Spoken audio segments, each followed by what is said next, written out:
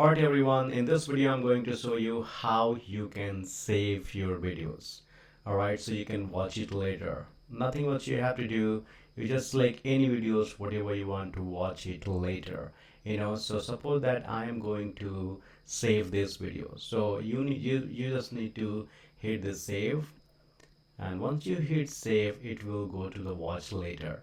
All right, and once you saved it then it will go there, but if you want to download you can hit the download and you can watch it later, but download costs you premium services. So what we have to do, we will just click it here and you can go to the my tab, your profile, and hit the tab, and then you will see that where you are going to watch which one. So first you get this one, and this is the watch later.